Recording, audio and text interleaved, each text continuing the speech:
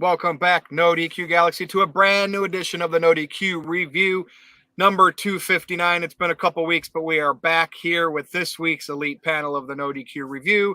Of course, Aaron Rift is here, the reliable one, Walter Cruz, who I believe was not on the last episode, but he's back. And Big G is here because no Steelers game tonight. What's up, everybody? Big G, I'll start with you. I'm doing pretty good. You're right. No Steelers tonight. Just been working a lot, watching you guys when I can on Sundays. But I'm glad to be back, and let's get this ball rolling, baby. You know, we're going to be talking about, obviously, Crown Jewel, Fallout, Ric Flair, right, signing with AEW. Oh, boy. And, of course, you know, we're going to talk about CM Punk because the NoDQ site runs on CM Punk fuel, whether he's in the business or not. And that's going to be exciting. We'll talk about that later, though. If you're here to talk about CM Punk or to say you hate him, stay tuned. All right, Walter, what's up? I'm back. I'm doing well, but my team in football got their ass handed to them by the Ravens today. It looked like a professional team against a D-League or something. It looked crazy how bad Seattle did today. But other than that, I'm good, and I'm ready to go, too. All right. Well, stay tuned. We'll be right back at you. Maybe we'll get in and out in under an hour. That's what I hope. But it all depends on the NoDQ Galaxy and what they super chat. I did not put this on the docket to talk about, but Fox basically saying why they didn't retain WWE, which obviously I don't think WWE is complaining too much because they got $1.4 billion for 5 years for SmackDown to the USA Network. But if somebody brings that up in super chat, somebody in particular might. We'll see. Maybe we'll talk about it. Aaron Rift, what's going on? I'm doing good. I'm looking forward to being back. We took a week off. It was a bit of a slow week, and we've had a few things happen. We had the Crown Jewel Premium Live event, which we'll discuss the fallout for, and we're coming up with Survivor Series here in just a few weeks. Where's that at? Where's Chicago? I mean, wait, I spoiled it there. It's in Chicago. Well, I'm excited about it. Rosemont. Yeah, Rosemont, Illinois, which is like 45 minutes from downtown Chicago. There's a Target right across the street. I remember us going there and meeting up with Brock Lesnar guy. Remember that? Yeah. And, you know, when we do talk about Punk later and Survivor Series, if it comes and goes and he's still not there, of course, I still hold my hopes out. And we'll get into that a little bit later. Yep. Shout out to the Cleaver, Colin, Andrew, and everybody else in the chat room. Darren G, Matthew, Hamp Connell is back with us tonight. Stephen Chambers is over on Facebook. Of course, Casa D18 Studios, JJ Williams in the house, Calvin Bowman, Johnny Boy, Mr. Mayhem 69. Thank you all for tuning in. And TJS is here as well. He already sent in a $5 super chat. He says, the lights go out. This fire burns hits, which is CM Punk's old theme song. Then the man who used it first comes out, Randy Orton. One time used to bring back heel Orton. Your thoughts, Riot? I don't think Orton needs that. Like, he's such a great heel. That's below him, in my opinion.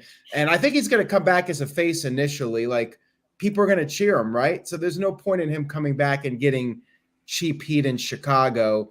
Plus, who's even going to remember that Orton had that song other than TJ? I didn't even know. He had it literally for like one episode of SmackDown, and then he went back to his old music. So Orton's reached that status that even when they want you to boo him, he's going to get cheered because he's a legend at this point. Yeah. All right. So, we'll talk more about CM Punk here in just a few minutes. I'm ready for it, Virtue. Let's get started. All right, let's talk about, first and foremost, the Crown Jewel fallout. And several things happened and didn't happen. Obviously, Roman Reigns retained his championship against LA Knight, the typical bloodline interference, like Roman's been going again. I know a lot of people want clean victories. That's what your baby faces are for. But when you're a mob boss, part of a villain group like the Mafia, you have henchmen, you have advocates. That's just how it rolls if you've watched any of those movies. Seth Rollins retains. We did not get any cash in. We got kind of an attempt, but it went south. Rhea Ripley retained. Io Sky retained. Kairi Sane returned. Logan Paul is a new champion, however, so he's going to be able to take the United States title on his podcast with him. Maybe if he gets another boxing event and he's still a champion. That's what WWE's banking on. And of course, John Cena loses clean, Big G, to Solo. Kind of even caught me off guard there for a little bit. So what are your thoughts here over anything Crown Jewel? What you like, what you didn't like? Some of the results were shocking. I mean, again, Roman's still the champion. We all knew that. I don't know. I like when they make some close calls there, but let's face it, maybe LA Knight's time will come once Roman's not the champion anymore. Big G, the floor is yours. Yeah, I mean, I thought it was a decent through and through. I mean, John Cena losing clean did kind of surprise me too. You know, I know he's, you know, on one of his many final runs. You know, the actors strike is still going on, so he's going to be there as long as that's going on. And I mean, he's pretty much putting Solo Sikoa over, giving him, you know, Solo's biggest win of his career. What else? Kairi Sane returning. That was pretty cool. I mean, the crowd kind of was like in shock, but you know, it was in Saudi. If it was like more in the States, I might have gotten a bigger reaction. Rhea Ripley retaining, no surprise there. Mommy's always on top, as she says. We'll see what happens with her, and I'm trying to think. Maybe Jade Cargill will have something with Rhea Ripley down the road. We'll see where that leads. Like you said, Roman Reigns retaining, no surprise there. His historic reign continues. I believe. What do you think about him? What do you think about him not winning clean often? I mean, it's typical Roman Reigns. Like you said, I've seen Casino, I've seen Goodfellas, I've seen a bunch of mob movies, and you're right. You're gonna have shenanigans. You're gonna have your henchmen. Jimmy Uso is pretty much like Roman's lackey at this point. And how many clean wins did Roman have when he was that Roman that nobody liked? I mean, pretty much every time.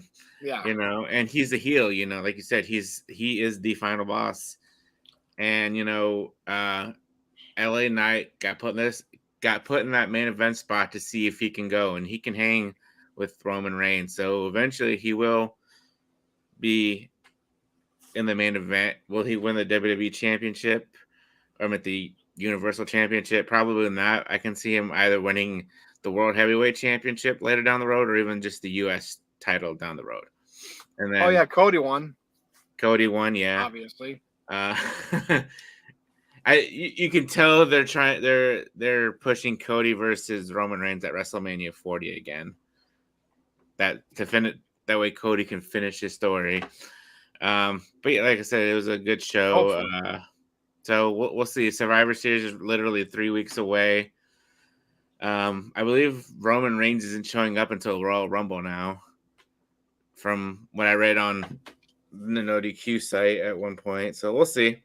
Like I said, I like the show. It was good. I like how it's in the afternoon too. It's not again 11 o'clock at night, midnight when the show's over. So yeah. And I'm glad you're here on time based on daylight savings. You have daylight savings where you are? Okay. I was going to say that out of the gates, but all right, Big G. I'm going to pass over to Walter now and get his thoughts on Crown Jewel. The show was pretty spot on to what I said. I got everything except the Cena. I picked Cena. I didn't think that he would lose clean, but I mean, I got it down to that Sammy was going to win with the Blue Thunder Bomb. I mean, that's how predictable this show was. And in terms of Roman, just once, I would love to see during a PLE where they book a babyface who's smart enough to individually throughout the show before you get to the main event, take out each member of the bloodline one by one, send them to the hospital or something, and maybe lock away Paul Heyman. And then when you fight Roman, you force him to go one-on-one by being smart enough to take out the bloodline during the show because you know what's going to happen at the end. But, you know, we know it's story-driven, but that, to me, would be smart. Dargo came after me when I said that and be like, you would turn Roman face by doing that. No, you won't. You just make the face smart enough to know to take out his competition before he gets to it. Any movie you watch where they go against a big army and they take out everybody one-on-one before they get to the final boss, that you don't instantly start booing the character. You want that character to win. It's the same thing in a movie. But other than that, it's okay. The only thing is Rhea took out pretty much every number one contender she has on Raw. So it's like, where the hell do you go from here now? You took out everybody in one match. So that was a little bit of a weird booking there. And then other than that, everything else was pretty predictable, and I'm fine with it. I want to see what they set up in Survivor Series now, since it is a war game. I wonder if for Rhea Ripley, her and Becky Lynch start their feud sooner than we might be expecting. Yeah. Like maybe Becky wins the title, say at the Royal Rumble, and then they do the rematch at Elimination Chamber in Perth, Australia, in Rhea Ripley's home country. Rhea wins the title in front of her home country fans, and then they have the third and final blow-off match at WrestleMania. That could be a possibility. But why are you taking out everybody who's the number one contender all in one match? It's just weird. WWE obviously still makes their money off of Saudi Arabia, and whatever you want to say about Saudi Arabia as a government or whatever, obviously American businesses still do business with them. We get oil and gas from them, and it's just that's the world. It is what it is, and you still watch and cover WWE, but you're not happy with them going over there. But then you're still watching it, so I don't mind. These Saudi Arabia shows have gotten much better from when they first. They definitely felt like throwaway shows early on when they first started doing them. Now they seem a little more intriguing, like WWE cares about them more, makes something memorable happen at them. Yes, Big G. I totally forgot, and Colin brought it up, was Logan Paul. Logan Paul is such a professional in the ring that that move with Rey Mysterio was crazy. And I'm going to say Logan Paul. You're talking about the bounce off the ropes? Yeah. Just so you know, just so you know, Logan Paul messed up and then fixed it. Right. Closer. Yeah. He should have been closer. Okay. But I want to say that I forgot to mention it. Logan Paul has grown on me in the past 8 months that he's been there. He's really impressed me. He may be a celebrity wrestler, but he's a former driver. It's not like he's a customer. But he's really impressed me. He's proved to everybody that he wants to be in the WWE. Yep. And like I said, Big G, for him to, if he makes a rookie mistake, he can fix it. He's smart enough. He's, from preventing disaster. So in that sense, that was pretty impressive that he was able to do that. Okay, Aaron, I know this is double coverage for you, but anything you want to talk about with Crown Jewel and Super Chats? Not sure what's there, but. We do have some Super Chats, which I'll get to in just a minute. I enjoyed the show, and Roman Reigns retaining, no surprise. I will say this. I did not mention this during my recap stream, and I did want to bring it up. I was wondering at the end of that, where was Cody Rhodes? Where was Sami Zayn? Where was Jey Uso? They were all there in the building. Wouldn't one of them want to come out there and prevent these shenanigans from happening? I don't get it. Maybe one day they'll all come out there. Every guy that's gotten screwed by Roman Reigns, they'll all come out there one night and cost Roman Reigns and help the guy who's facing him win the title. It's just weird to me that the good guys never have any backup. It's always the bloodline coming out there and the good guy's all on his own, and he gets outsmarted. You would think he'd even pay somebody, get some. Where's the APA when we need them? Hire some protection to make sure you don't have a screw job in your match. We need the heels always have more friends than the faces. I know, right? It's ridiculous. That's the only thing. It's hard for me to forget about that kind of stuff. But all in all, I enjoyed Crown Jewel. It was a good show, and I've said this many times. I love the early shows.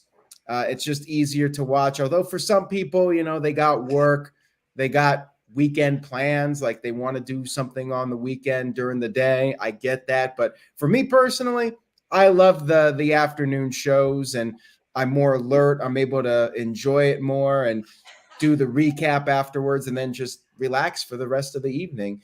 Crown Jewel was a good show. Definitely not the best show of the year, but it was solid.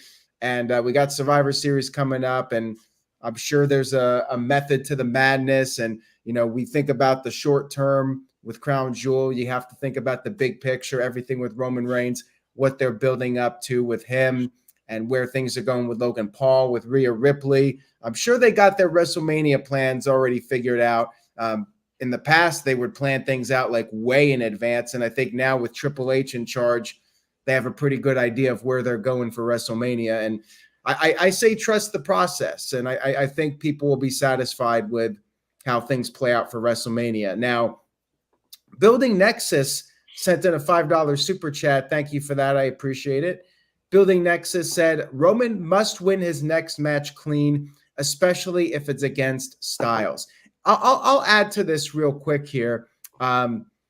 We talked about the matches Roman won as a babyface. I think it's very similar to Hulk Hogan, where Hogan was the top guy in WWE, and he always won, overcame the odds, won lots of matches clean, despite the bad guys interfering. But then when he formed the NWO, well, he was winning with outside interference. There was always run-ins during the NWO matches. Like it became overdone, and I do feel like it's being overdone in WWE. Like they could do it a lot, but I think that you should have some clean finishes every now and then, just sprinkled in with the outside interference, so it's not the same thing every single time. And I felt the same way about the NWO. Like I felt they relied too much on the NWO constantly interfering. I could see Styles doing the job clean, though. Like if anybody's going to do it, I think it's Styles. Walter, you got something to add?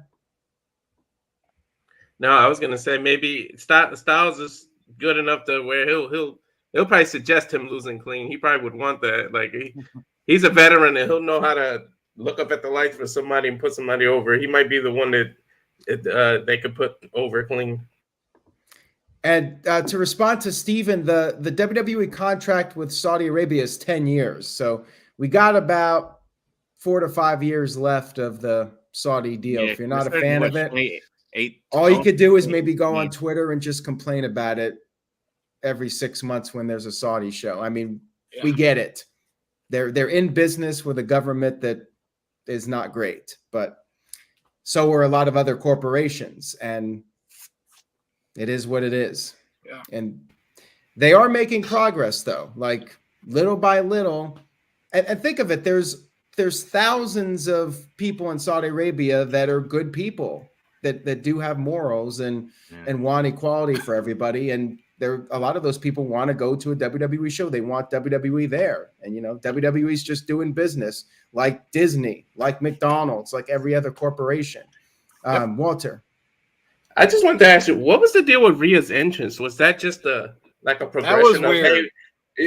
Hey, women are here now. Was that just a look how far we come type thing? Like I didn't get what that entrance was. Do you know I'm anything? Not even remembering it. Oh, the entrance with Rhea Ripley. The Saudi guys coming out and making like the tunnel for her to come walk through. That was a little bit strange. But well, I think that was to make a statement that a powerful woman is coming out there in Saudi Arabia and showing her dominance. And I liked it. And again, that's progress, The women didn't even have a match at the first Saudi Arabia show. And look where we've come. They got 2 matches on this show.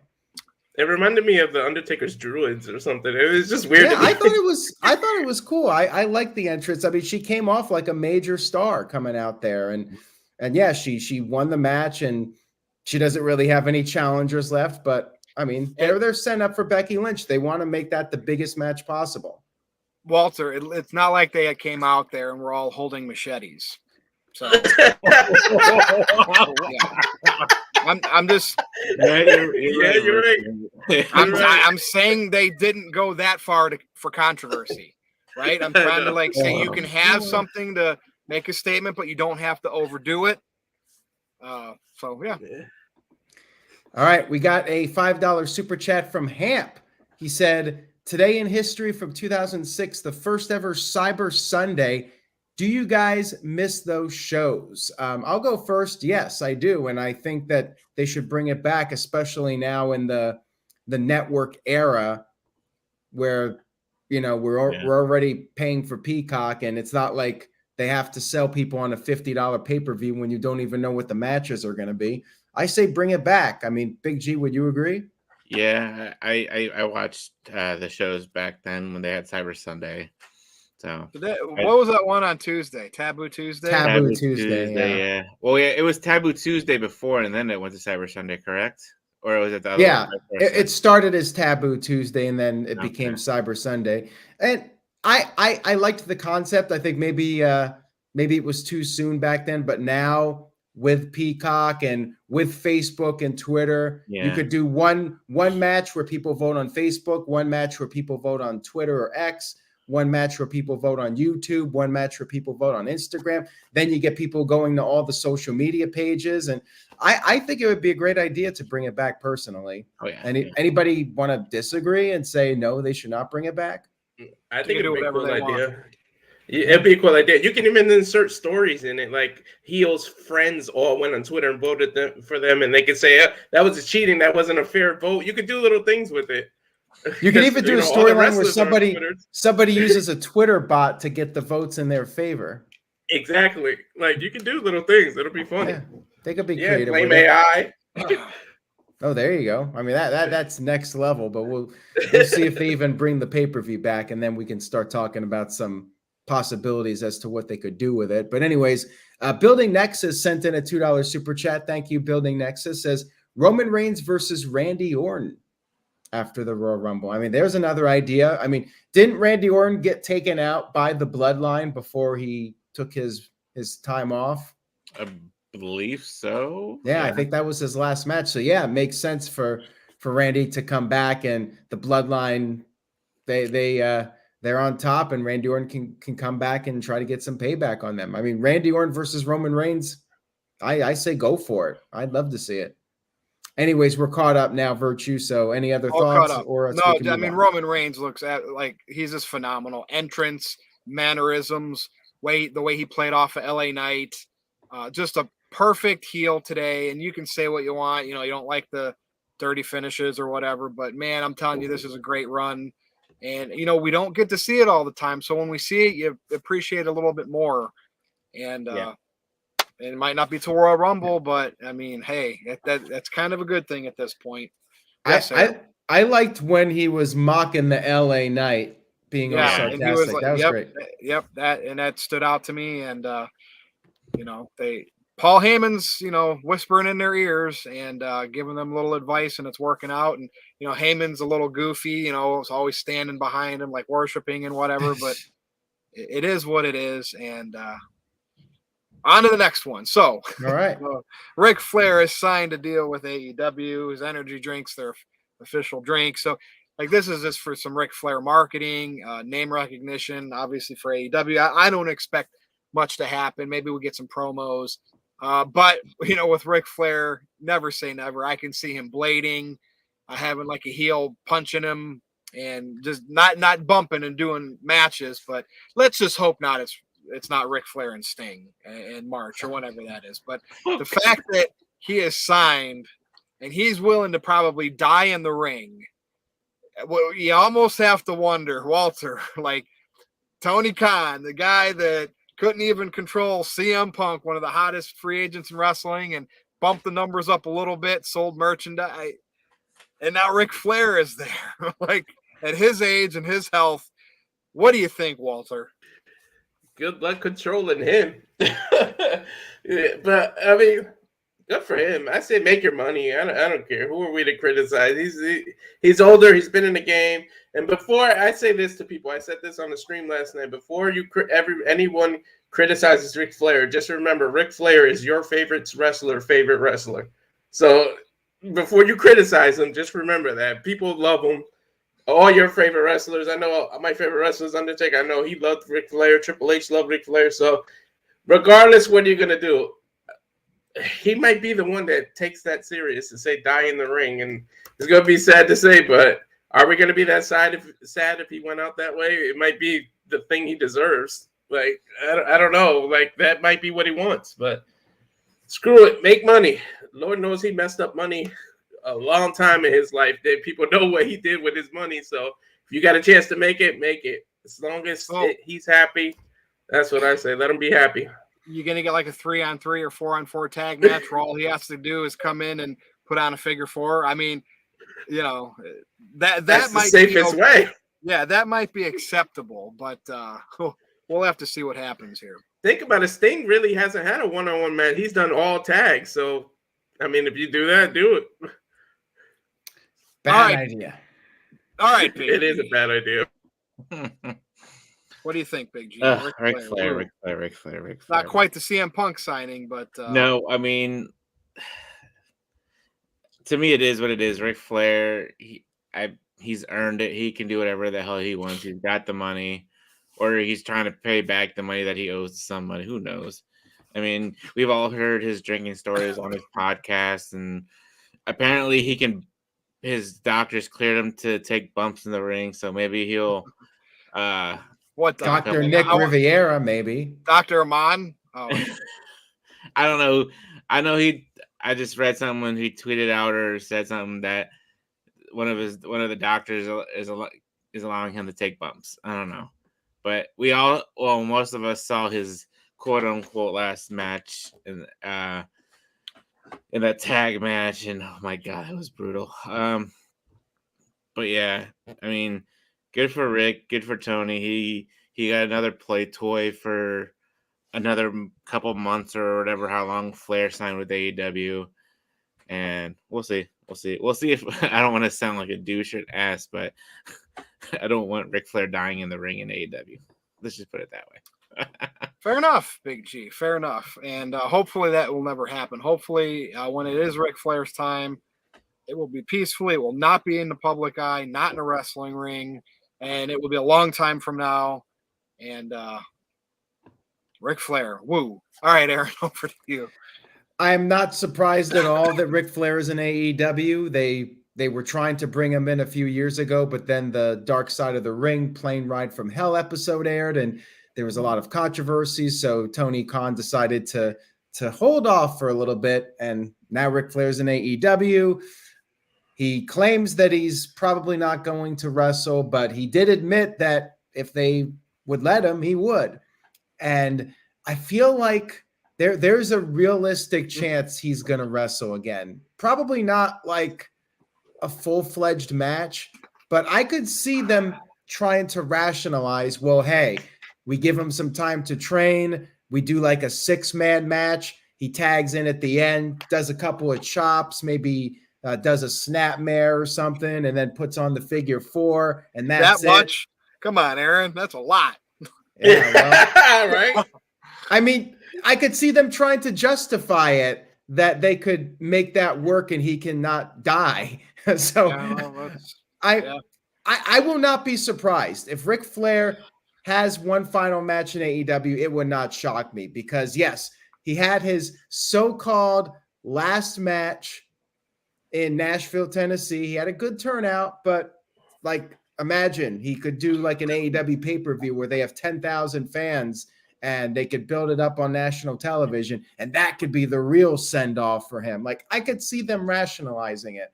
And I will not be surprised if it happens. Walter, was there something you wanted to add? Yeah, I just wanted to add, Tony Khan's making it a lot harder for people to defend AEW when people like me say you're just a knockoff WCW. Because look what you keep doing. You're making it a lot harder for the AEW people to defend you. You know what, though?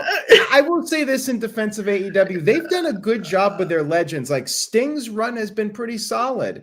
And I think Jeff Jarrett's run has been pretty solid. I mean, I'm not sure Big G would agree with me on that, but Jeff Jarrett is a leather-face champion. And seriously though, I think they've utilized Jeff Jarrett pretty well. And they've done a good job with Jake Roberts as a manager. I mean, I've liked what they've done with the legends. And I feel like the legends, for the most part, have not overshadowed their core guys. I'm not sure what Ric Flair can even do on the mic at this stage of the game. I mean, he is Ric Flair, but he's also like 74, 75. So yeah, a promo battle with MJF might be entertaining, but I'm not sure if Rick could really hold his own at this point. He's still Ric Flair, but not quite what he was before. I mean, he can manage his son-in-law Andrade. So yeah, I mean, he could do that, and they could do the 6-man match. I mean, there's possibilities. I just hope whatever they do with him, he doesn't die. That's all I gotta say. I see what you're saying, Aaron, but you can see why AEW is compared to WCW a lot, right? Yeah, but I mean, in WCW, the old guys were basically hogging the spotlight, and I feel like That's Jeff true. Jarrett has kind of been in a supporting role. Like he does get some TV time, but he's been putting over people. It's not like Jeff Jarrett's out there winning real titles and beating their top stars. He doesn't. He ultimately puts over the younger guys. So Aaron, Jeff Jarrett, he's just happy to be there. he is. He is very happy to be there. Is happy to be here. That's why I think those two, connect. Just happy to be there. Yeah. So whatever happens, I wish the best for Ric Flair. Like I was legit uncomfortable watching that last match because I thought the guy had a decent chance of dying. I thought we were going to have a real life Randy the Ram from The Wrestler, if you guys are familiar with that movie. Yeah. Like that's kind of like what's going on with Ric Flair in real life. Like he just can't step away from the spotlight. If somebody's going to throw money at him, he's gonna come in and take it and do his shtick. That's just the way he is. I have to admit, I never watched that match. The final match, I never watched it. Yeah. I just didn't want to see him do it. I just didn't want to see it. I mean, it was difficult to watch just because he was clearly not suitable to be out there. He shouldn't have been out there. Bottom line. Did he get like knocked out or something like that at one point? I think twice. Passed out twice. Yeah. Yeah. Like pacemaker, Big G. Yeah. I mean, and the doctor clearing him. What is it, Dr. Nick from The Simpsons? Like, come on now. I'm sure he can find some quack out there that'll say he's good to go. Tell him what he wants to hear. Any doctor that holds their hand out like that is going to clear you. You pay him enough. Exactly. Anyways. All right.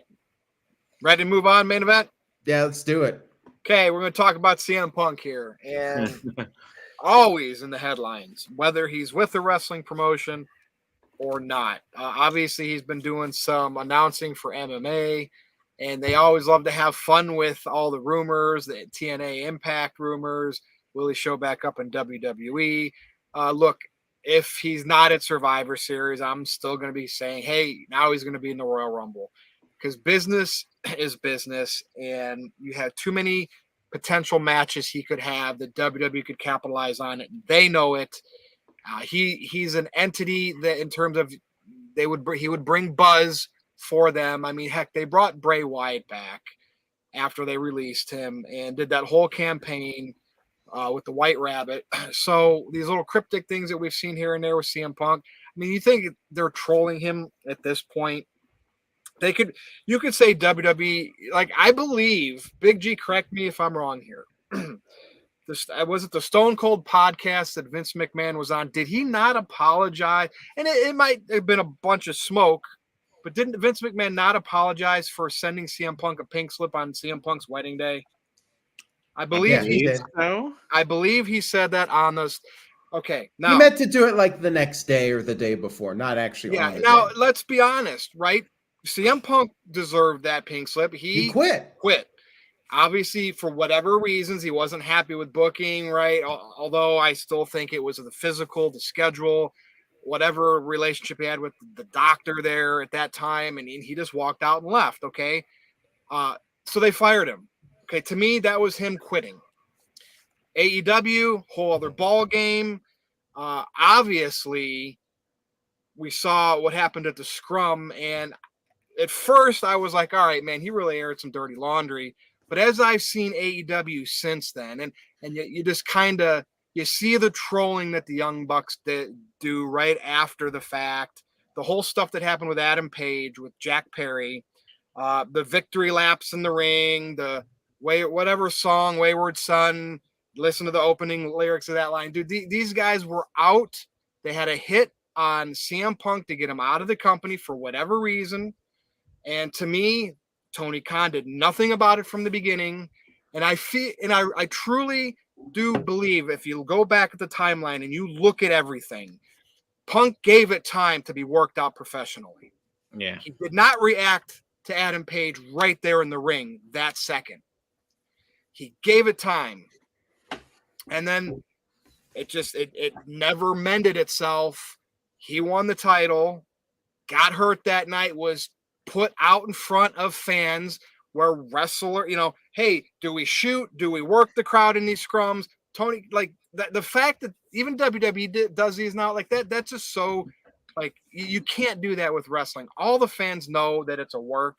You just can't do it because half the wrestlers shoot, half the wrestlers work. And, I actually give Punk a complete pass for his meltdown there at that particular time. Not at the time, but after the fact that look at how Jack Perry couldn't be professional, right? Whatever did happen, he wanted to use real glass and other agents maybe said, don't, he wouldn't listen. So Punk came in as a veteran. Just think about the toxicity that Punk did not bring to the locker room. People that did not like him did. Now, I'm not saying he's a perfect guy, but if you go back in the history of wrestling in locker rooms and you hear stories from workers that were in the locker room, all kinds of crap has always went down. All right. You get people like you put wrestlers in charge of being EVPs, and then this stuff happens. You can say all you want about Punk's time in WWE. If he had issues, the way he left, he worked there 9 years and left because he quit. Yeah. Okay. I don't remember. He was pushed pretty good from 2000, even before 2011. Straight Edge Society, he won Money in the Banks. He was the world champion. They pushed him for the better part of 75%, 80% of his WWE run. Yeah. So he went to UFC. Sure, he got his ass kicked, but he made Aaron posted that today. He made $1 million against Mickey Gall. That means he brought them in money, and he probably did close to that on his other fight. He writes comment. Like, to me, this guy seems like he's maybe old school, pretty genuine, and he may rub some people the wrong way, but the fact is, look where AEW is now since all this went down. They had Wembley, they peaked, and now numbers domestically are hurting.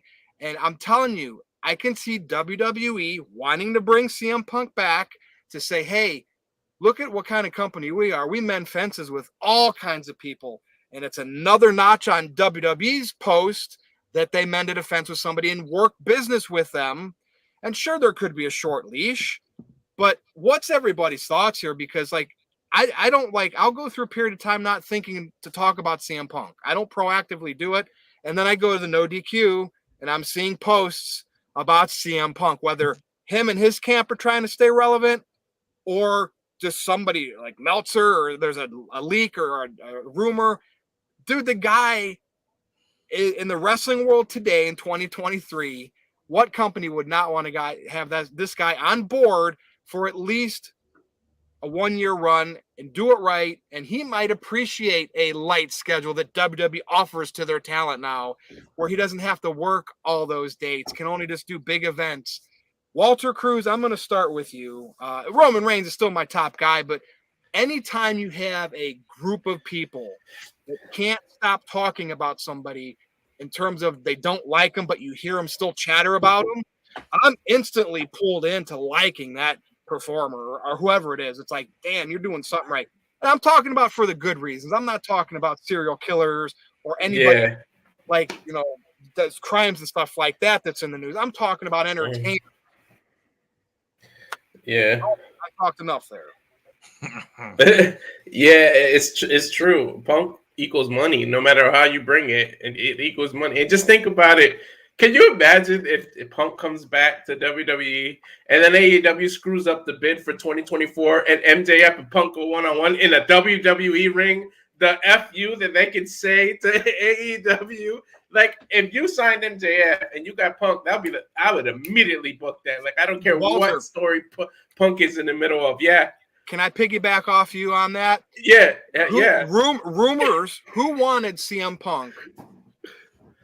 Fox. But we heard that Vince McMahon didn't want to do it. Didn't CM Punk get hired by Fox to be on some analytical show or whatever that Okay. Well, like Tito pointed out on Twitter today, I think he wrote a column about it, Fox kind of belittled WWE, like, you're not drawing enough viewers for us to sign another deal. what better way for WWE now that they're not going to be on Fox is to sign CM Punk. Say USA ends up getting Raw and keeping Raw and NXT and has all the shows. You sign Punk when you're not with Fox. It's a big FU to Fox who wanted him. Exactly. That's another reason to do it. You think Nick Khan doesn't know that? Okay, go ahead.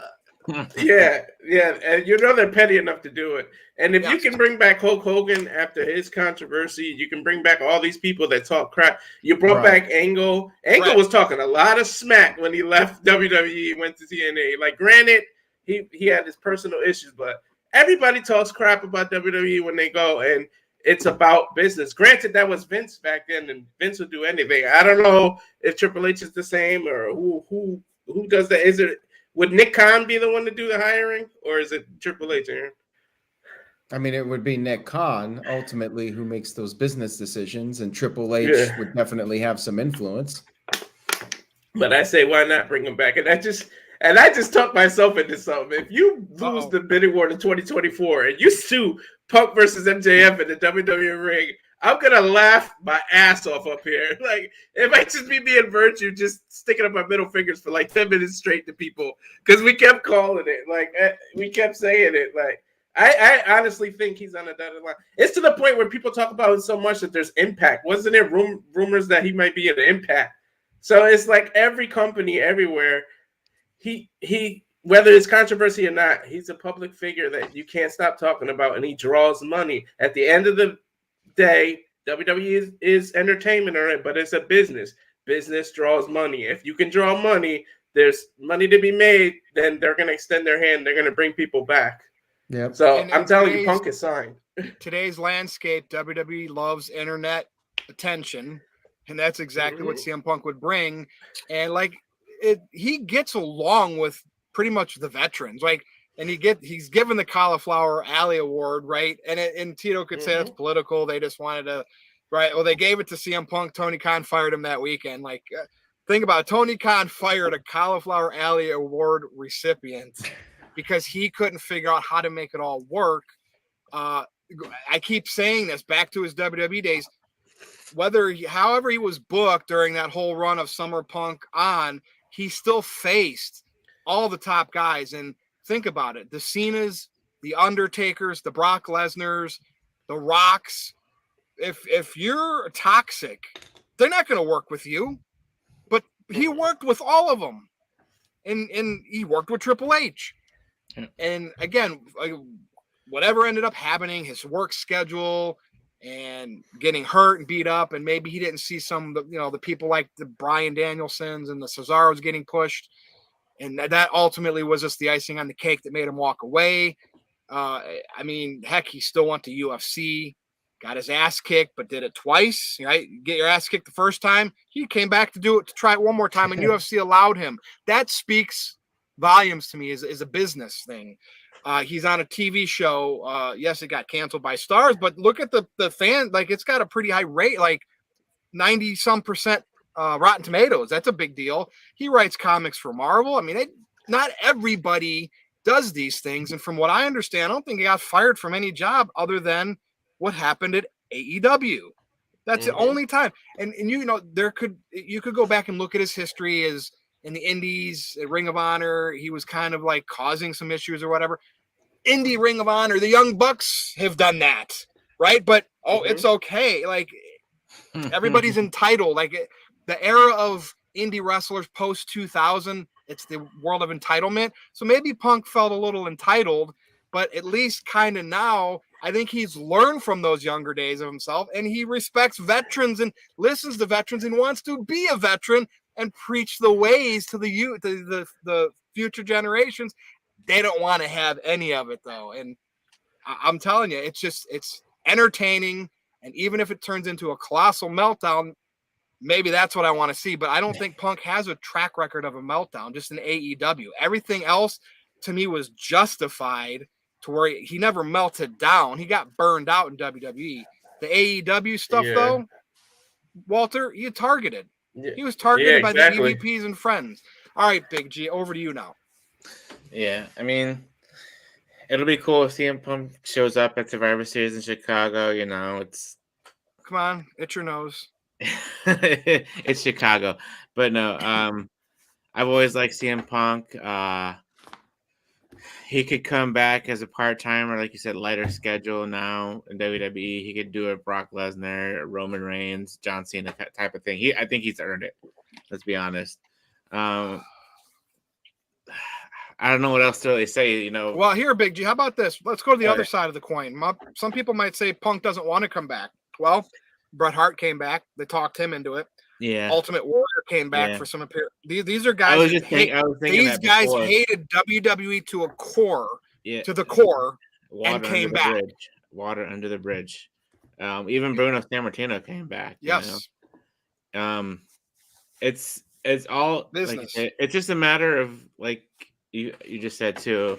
You know, if CM Punk wants to come back and like deal with all this stuff again, you know, he talked about when he was in AEW. You know, he left because he was burnt out, and then he went to AEW. He got hurt a couple times, and the whole media scrum thing happened, and I believe that shouldn't have happened. I think we talked about it before. Like Tony Khan should have just like put a stop to it, and none of it would have went down the way it did. But that's in the past.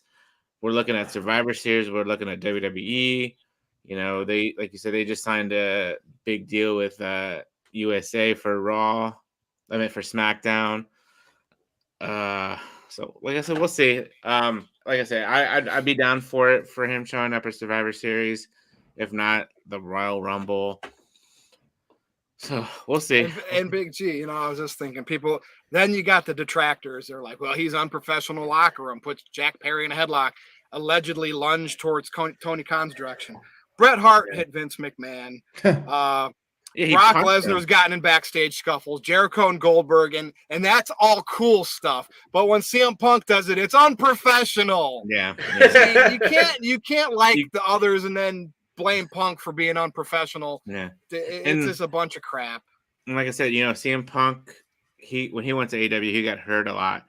But this is like completely random, like off topic. But like, look at Bryan Danielson. He's been in AEW for a while now too, and he's gotten hurt a lot more in AEW than he was in WWE. Yep. Dude, and all the shit that Shawn Michaels got away with in the mid-90s backstage, and they kept him around. I mean, it's just, if there's business or, you know, you're talented, you stay on board. And WWE's fired people, but guess what? They pretty much brought them all back, right? Yeah. So, all right, anything else, Big G, before I pass it on to Aaron? Okay, Aaron. Let me get to these super chats real quick. Psycho Jet Black sent in a $2 super chat. Says, if Vince McMahon was in charge, it would be CM Punk versus Baron Corbin. Yeah, probably. I mean, Baron Corbin's the answer to any match that you need to book for WrestleMania. Let's just put Baron Corbin in. That's the Vince way. And Psycho Jet Black also sent in a $2 super chat with this comment. CM Punk versus The Miz in Saudi Arabia would be hilarious. I mean, I think that's a joke because a few years ago, The Miz made some comment about Saudi Arabia, and CM Punk told him to collect that blood money, you effing dork, or something like that on Twitter. But yeah, that would be a Vince McMahon move probably. I mean, who knows? In all seriousness, I think Vince would book Roman Reigns versus CM Punk. Like I know we joke about Baron Corbin and The Miz, but I think if Vince brought back CM Punk, and who knows how much say Vince has at this stage of the game, but if Vince or Triple H brought back CM Punk, I think they would put him in the biggest marquee matches possible. Now, the rumors are out there. People are talking about CM Punk potentially coming back, and I'll believe it when I see it. As far as Survivor Series, like, you know, it's going to be rumored and speculated on for the next 3 weeks. You're going to see people posting the photo of CM Punk at the airport, and you're going to have all these different things out there about CM Punk. I'll believe it when I see it. Like, I'm not expecting him to be at Survivor Series, but you know what? He's going to milk it. He's going on the MMA shows, and they're teasing it. They're mentioning TNA. You got the one commentator with the WWE logo in his pocket. Like, they're just having fun with it. CM Punk's going on Instagram and posting different things. Like, he's just having fun. You know, he's trying to keep his name out there, and WWE, you know, they're denying it as they would. They should. Whether he's showing up or not, they're going to deny it, of course. And the last thing they want is the fans hijacking Survivor Series. Like they don't want the CM Punk chants. They want people to focus on what's going on at Survivor Series. We already got CM Punk chants in Saudi Arabia, and we may get them in Chicago. I would not be shocked if we did. They better put on a great show, because if they have a stinker at Survivor Series, I think there's a pretty good chance the CM Punk chants are going to start coming out. He could return at any time. Like, it doesn't have to be Survivor Series. I mean, that would be a great time to bring him back, but they could have him come back at the Royal Rumble. He might not show back up until a year or two down the line. I mean, I think he will be back one day. I see him going into the Hall of Fame and wrapping up his career on a high note.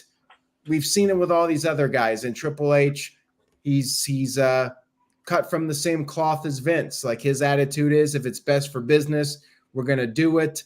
They worked with Hogan, Warrior, Bruno Sammartino, Bret Hart, all those guys, again, because it's good for business. Does WWE need CM Punk right now? No. But can they make money from him? Yes. And because of that, we will see him back. I'm going on record. I think we will see CM Punk back one day. Is it Survivor Series? I personally would not bet money on it, but if it does happen, I will be a happy person to see him back. I will definitely like to see him back. And Mr. Tito sent in a $9.99 super chat, so thank you, Tito, for that. He says, Punk exposed the business and attacked AEW at the media scrum. He choked out little Jack Perry. Before that, he quit WWE abruptly and bashed guys like The Miz and Triple H for years. Not a saint. I mean, he's not a saint, Virtue. He's got his flaws. Yeah. And exposed the business that is all over the internet for the last 20 plus years. He exposed absolutely nothing. He didn't expose anything, because the fans already have access to all this from the moles and the Meltzers, and so there's nothing exposed here by CM Punk. Virtue, here's the thing. He exposed Tony Khan for being an incompetent leader. I will agree with you on that. Who should have never put wrestlers as EVPs. Go ahead. These media scrums, like, they always confused me. Like you said, like, are they kayfabe? Are they real? And I felt like with the AEW ones, they were trying to break the fourth wall and talk like from a shoot perspective and give the fans the inside information. So yeah, CM Punk's going to go on there, and he was pissed. He was hurt. He knew he was probably going to be out of action for 6 to 8 months with that injury. It wasn't unprofessional. These marks like Mean Boy and then Tito want to say, dude, if I was in Tony Khan's position at All Out and CM Punk is sitting there injured, you know, everything that he has on it. First of all, we would have already talked about all the incidents and everybody would have been sat down. And if Adam Page wasn't happy, you're fired. Young Bucks, I would remove them all from me. Like, the right business would have been done before that anyway, if I was in Tony Khan's position. But I would have said, all right, you're not going out there, go home. Here's an extra $30,000. Well, we got the scrum covered. Go get checked out at the hospital. You just know when not to put somebody in a certain situation, and Tony Khan's oblivious because he's just waiting for all of this to be over so he can go to his Coke party afterwards. Whoa! And if he was a professional leader, he would not have had CM Punk in that position. And at that point, sound off, baby. I gave him 100% pass. And again, at that moment, I was a little mixed on if he was at fault or not. Then everything happened with Jack Perry and not wanting to listen to him. And it's like, dude, I don't blame Punk for wanting his own show and keeping certain people off of it that can't work and be professional wrestlers. And so I got enough information from all the dirt we get, because the business is exposed, and it has been, to give him a pass. Now, I did state on Twitter, if he went to WWE and did this, and with that company, which he didn't do, by the way, right?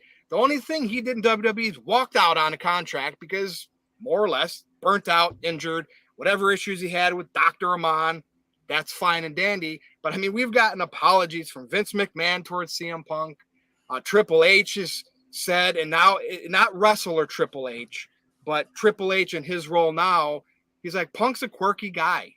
And you never know if he's pissed or not. But you could just feel that Triple H is in that mindset that, yeah, I can work with a guy like that again. He admitted he was just a quirky guy. He didn't say he was an a-hole, didn't say he was a D-bag, because when you get to a level of business, you know how to work with different employees, with personalities, with talents. You figure it out to make your company money. Okay, Eric. Well, that was quite the opinion there, Virtue. I do agree with most of it. I do think CM Punk was unprofessional. He should have just held his tongue and not said what he said. But I get why he did. Like, he was legitimately frustrated, and there could have been a better way to handle it. But you could say that everybody could have handled that situation better. I don't think anybody was truly innocent in that whole debacle. I think that everybody. I think with Tony Khan, probably inexperience, only being a promoter for a couple of years and not knowing how to handle a situation like this. And here's the thing with people that want it unprofessional, because the fans, you think you know too much. Like when he worked it in 2011 with the pipe bomb, if that was a shoot, you would have said he was unprofessional with John Cena sitting in that ring in Las Vegas. Okay. Same goddamn thing. Like, you people just don't, but because now you're more privy to knowing that was planned and that was a work. The scrum, though, unprofessional because it wasn't supposed to happen. You're Benedict Arnold's. You want one, you don't want the other, right? Again, and again, I said, if he goes to WWE and does this again, clearly meltdown, then I'm starting to think, all right, dude, you got CTE. What's going on? You're starting to Antonio Brown at Big G. You know exactly what I'm talking about. Best receiver in the game melted down after concussions.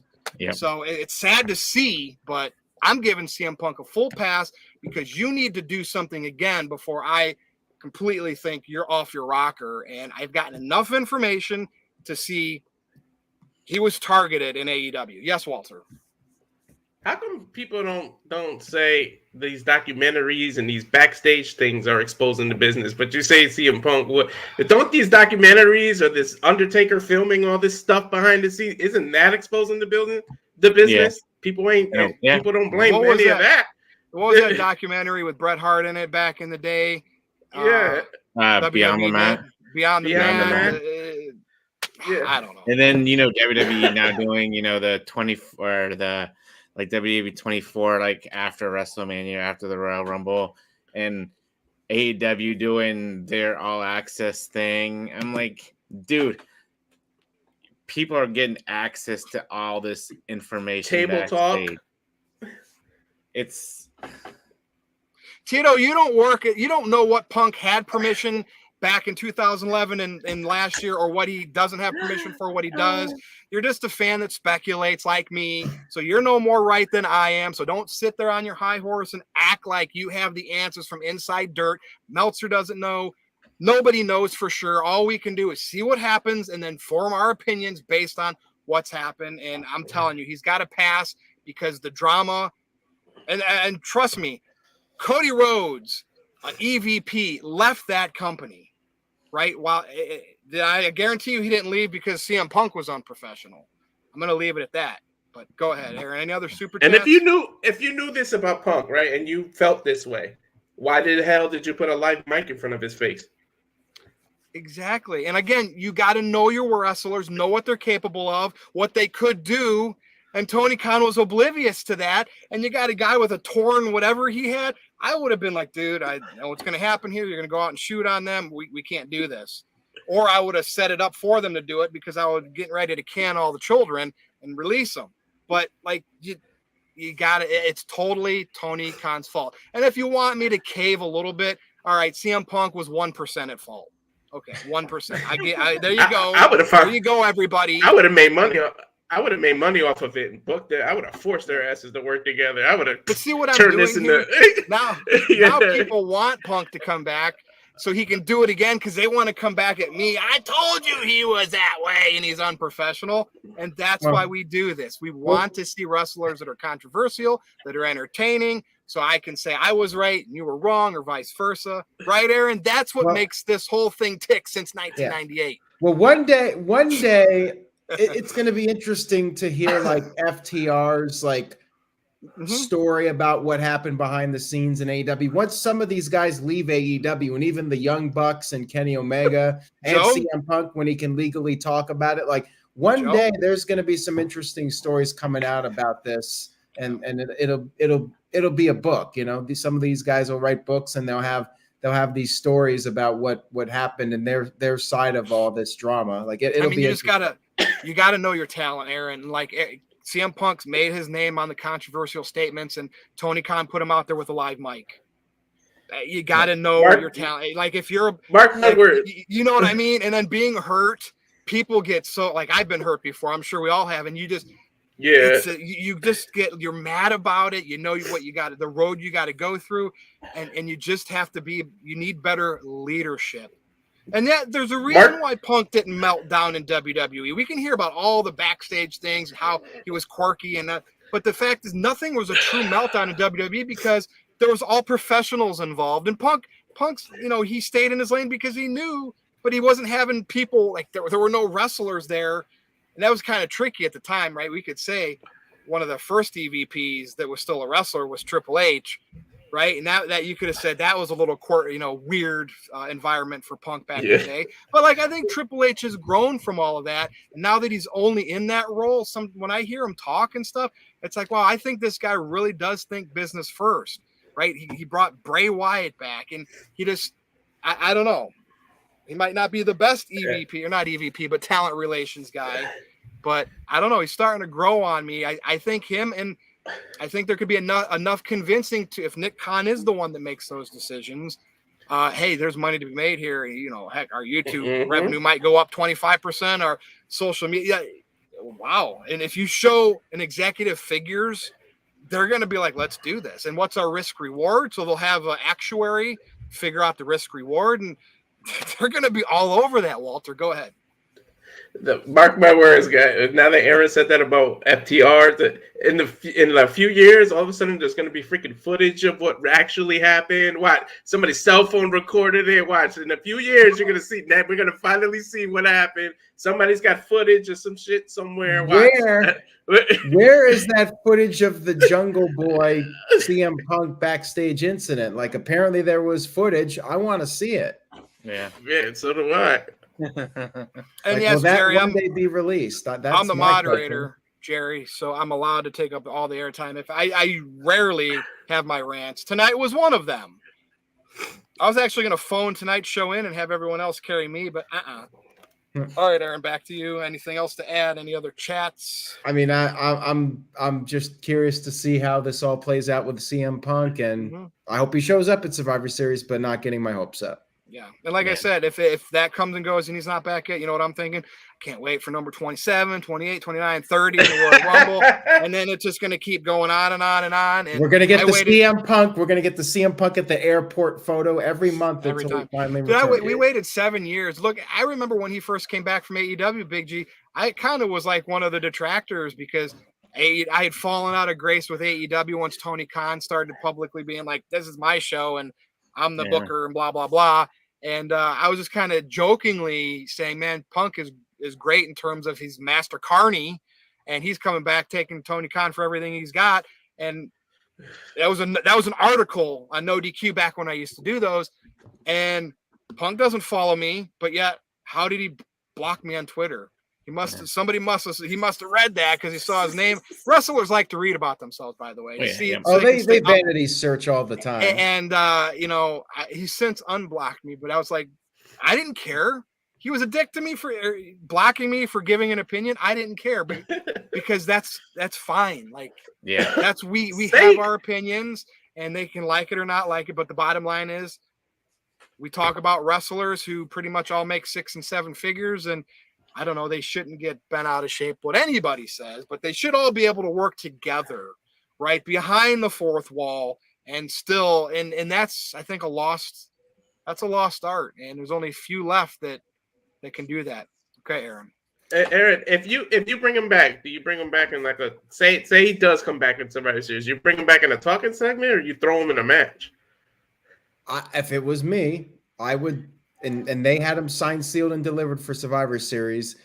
I would give some kind of significant clue. Like I would put him in War Games. I would have it be 5 guys, Judgment Day, Bloodline, whoever, against Team Cody Rhodes, and they're 1 guy short.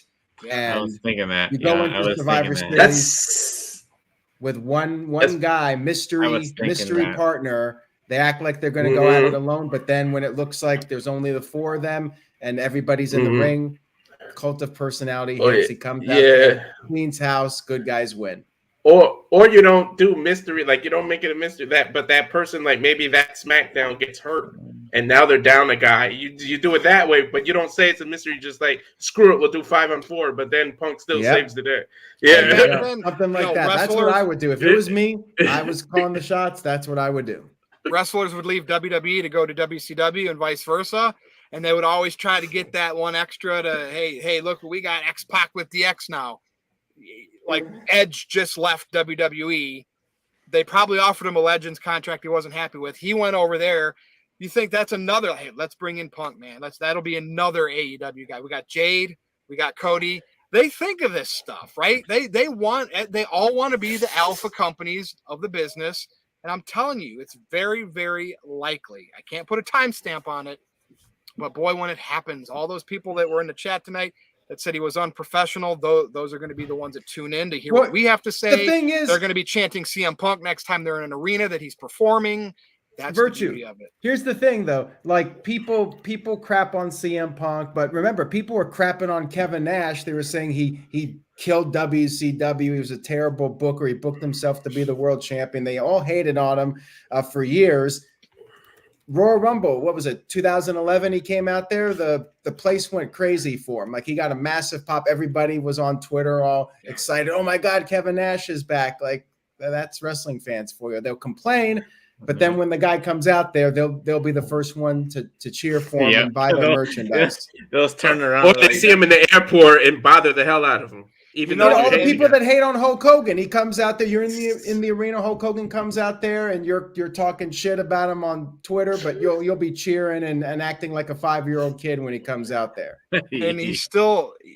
I don't know if he is at this particular moment, but through the year, he's still the highest merch seller for AEW. CM Punk. I mean, you got to be able to work these personalities and make it work when they can draw attention, make money for you. And I just don't have respect for owners that drop the ball and make things play out the way they did, because they're influenced by a core group of indie wrestlers that they started the company with that have persuaded them to do it their way. That's just not what I'm a fan of. I'd sing a different tune. And through all of this, I do give Kenny Omega a pass. I know he's an EVP as well. I think out of all of those and their friends, he's the one guy I think is just there by association, but I don't know too much, but I feel like Kenny Omega gets a pass. I don't know. There's a rumor that Kenny was the one that tried to make that meeting. He wanted to. It was everybody else that said, but a rumor is a rumor. Well, yeah, and he's close with Don Callis, and Don Callis is an old school mind like Paul Heyman, and they get business. So I'm sure that he's smarting Kenny up to a lot of things. Like, shit, man, I don't know what their problem is with him, but you patch things up, you and Punk could bring the house down at Wembley. Never happened. But yeah. I give Kenny Omega the benefit of the doubt from the information that I have. Psycho Jet Black sent in a $2 super chat. He says, imagine if Ryback came out at Survivor Series. You guys think he would get cheered legitimately? Do you think he would get cheered? I think he would. I think Everyone he might get people would cheer him. They'd be going, feed me more. They'd pop for if Ryback showed up in the Royal Rumble, he'd get a pop. He might get the no reaction, like the shock, like they don't know how to react. No, if they heard "feed me more," everybody would pop for that. I don't care how much hate he gets. People would pop for Ryback if he showed up in the Royal Rumble. He reminds me of Warrior because he legally changed his name and everything. He went all out like Warrior did. Anyways, I think we're all caught up here, Virtue. Let's go around and do our plugs. We're over an hour. We talked 40 minutes about CM Punk, but hey, He's always on NoDQ.com, even when he's not signed with a company. Walter, go ahead. Yeah, I got simple plugs. So with me, it's just Cal Fire Farms in the Instagram, on X, Twix, Twitter, whatever you want to call it, at Walter Alex Cruz, and then the YouTube Rage of Wrestling. And once again, good to be back, and thanks for always having me. Mr. Reliable. Good to have you on. All right, Big G. Yeah. It's good to be back with you guys. Yeah, you can follow me there on TikTok. I'm Big Baller G 1988. Twitter, X, whatever you want to call it. NoDQ _ Big Baller G. And Instagram and Threads at NoDQ _ Big Baller G 1988. Good to have you on. Oh, and hey, I'm going to apologize for saying G damn it earlier. I should have said gosh darn it. So that was in the heat of the passion. So I apologize for that, right? Being a better man. Aaron. All right, just stay tuned to NoDQ.com. It's NoDQ's 25-year anniversary this month, and this coming Thursday at 8 p.m. Eastern, I'll be doing a special Q&A here on the NoDQ YouTube channel. So tune in for that and buy a shirt over at NoDQ.com merch.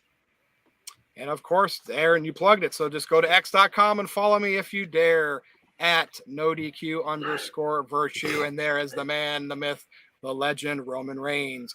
This has been the NoDQ review number 259 for the whole NoDQ Galaxy. Got a super chat. Oh, we're in overtime here. Oh, okay. Here's an interesting comment here. Psycho Jet Black sent in $2. Says, "What are your thoughts on the NWA cocaine segment?" I mean, that was ridiculous. You're an idiot. You got this deal with CW coming out, and you do anything that implied any drugs, whether it was kayfabe, whether it was something fake, whatever it was. Why would you screw up a deal? First of all, you screw me up because I'm supposed to cover NWA with Noah, and now you might have just canceled the CW whole deal. Well, okay, so time out. Billy there, Corgan though. made a big mistake doing this. Time out for a second. CW, do they have dramas and shows that have? I don't know what kind of shows they have on there, but there's shows with drugs on them. Do they think people perceive wrestling as real sports or an entertainment? So what difference is it if they do a cocaine angle or a TV show like a drama has cocaine and drugs in it? Like that's the heat that I got in by the whole thing with MJF, and you have to take it deeper. You can't react necessarily, but maybe they're not in a with sponsors and stuff. You do have to be more careful, but it's weird. What's weird about it is, like I said, a drama TV show can have storylines of rape and drugs and stuff in there, and they're still getting sponsors. Well, NWA is not Sons of Anarchy here. Let's be real. But still though, it's I don't know. They do say you want wrestling to have real angles, so I get what you're saying. All right, any other super chats, Aaron? Might as well have some prostitutes out there and well, they did. WWE did that. Yeah, NWA might as well do that. Yeah. That's all Billy Corgan can do at this point. Anyways, we are caught up, Virtue, so we'll talk maybe more about the NWA next week. We'll see if there's any more news about this story with NWA. All right, NoDQ Galaxy. For Aaron, for Walter, for Big G, I am Virtue, the moderator. Good night, everybody. We'll see you again next time. Good night, everybody.